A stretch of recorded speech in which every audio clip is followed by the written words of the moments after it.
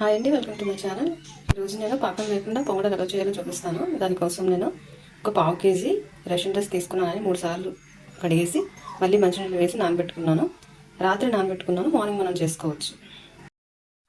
నేను ముందు రోజు రాత్రి నానబెట్టుకున్నాను కదండి బియ్యము, రేషన్ బియ్యము. మళ్ళీ మార్నింగ్ వేసి 3 సార్లు కడిగేసుకొని ఇలా నీరు తేటగా వచ్చినట్టుగా కడిగేసిన తర్వాత ఈ రైస్ని మిక్సీ వేసుకోవాలి.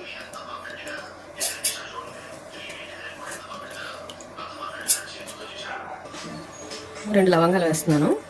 తర్వాత కొద్దిగా నీరు వేయాలండి, ఎందుకంటే పాకం వేస్తాం కదా, కొంచెం నీరు వేసి గ్రైండ్ చేసుకోవాలి. మరి పలుచగా అయిపోకూడదు. మెత్తగా పట్టుకోవాలండి మిక్సీ, వాటర్ ఎక్కువ వేయకూడదు. ఇందులో ట్రాన్స్ఫర్ చేస్తాను.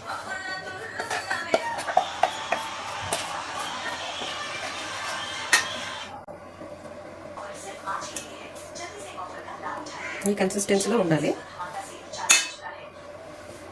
బెల్లం తీసుకున్నాను. బెల్లము పంచదార కలిపి తీసుకుంటే టేస్ట్ బాగుంటుంది. బెల్లం నేను హాఫ్ గ్లాస్ తీసుకున్నాను కదా, మిగిలిన హాఫ్ పంచదార వేసుకోవాలి. కానీ నేను అంత వేసుకోను, ఇంట్లో పంచదార తక్కువ తింటారు.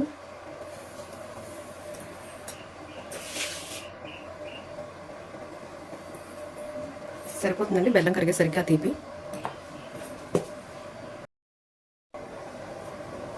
ఇదిగోండి బెల్లం కరిగించడానికి గిన్నెలో వేస్తున్నాను.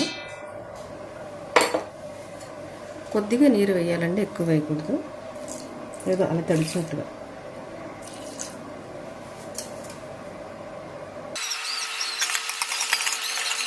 కరిగితే చాలండి, పాకం ఏమీ రానవసరం లేదు. స్టవ్ ఆపేస్తున్నాను. ఇందులోకి పాకం ఫిల్టర్ చేద్దామండి, ఏమైనా నలకలు ఉంటే పోతాయి కదా.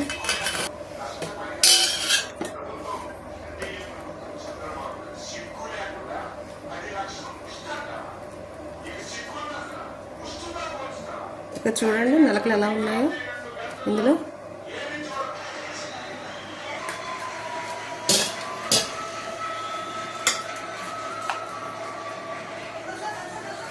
ఇలా కలుపుకున్నప్పుడు మనం లూజ్ అయిందనుకోండి, ఒక టీ స్పూన్ మైదా వేసుకుంటే సరిపోతుంది. నేను మొత్తం కలిపాక చూపిస్తాను మీకు.